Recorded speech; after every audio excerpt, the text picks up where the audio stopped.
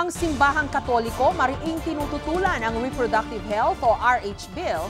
Ang Iglesia ni Cristo nagpahayag ngayon ng suporta para rito. May report si June Veneracion. May nagbabadyang banggaan ng mga simbahan sa kontrobersyal na usapin ng Reproductive Health Bill. Ang makapangyarihang simbahang Katoliko kontra sa panukala, pabor naman ang maimpluwensyang Iglesia ni Cristo.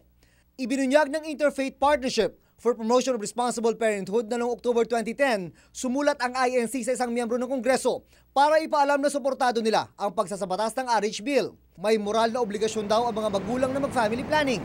Para sa INC, ang immoral ay ang natural family planning method dahil salungat daw ito sa utos ng Diyos na hindi dapat ipagkait sa mag-asawa ang pagtatalik. Ang natural family planning method ang tanging iniendorso ng simbahang Katoliko. Magkakasukatan ngayon ng lakas ang dalawang simbahan. Lakas ng impluwensya sa mga politikong boboto kung lulusot ba ang RH Bill.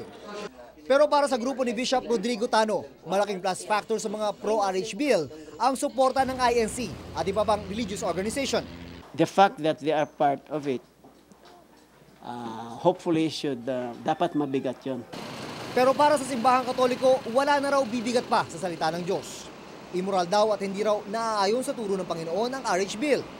RH Bill ay patuloy na tinututulan ng ating simbahan sapagkat yung mga bagay na labag sa kanyang itinuturo at sa ating moral life ay hindi pa rin tinatanggal. Dapat igalang din yung separation of church and state at hindi gamitin ng pulpito for political purposes. Ang palitan ng magkakasalungat na opinyon, welcome development daw para sa Malacanang. We are encouraging individual thinking in that sense na we really all have to make as individuals the choice whether to support something or not. Because of the debate that is going on, na naliliwanagan po sila kung ano po yung posisyon ng isa, ano po yung posisyon ng kabila.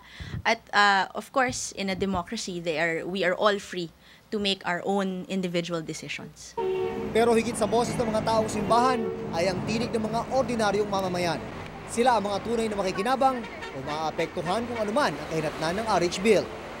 Pro. Pro ka? Opo, pro. Pro na? Pro-life. Pro-life ka. So ayaw mo dong reproductive health bill? Ayoko. Bakit po? Si buhay yun di ba? Hirap ang buhay. Dapat talagang kontrolin natin yung populasyon ngayon. June Veneracion, GMA News.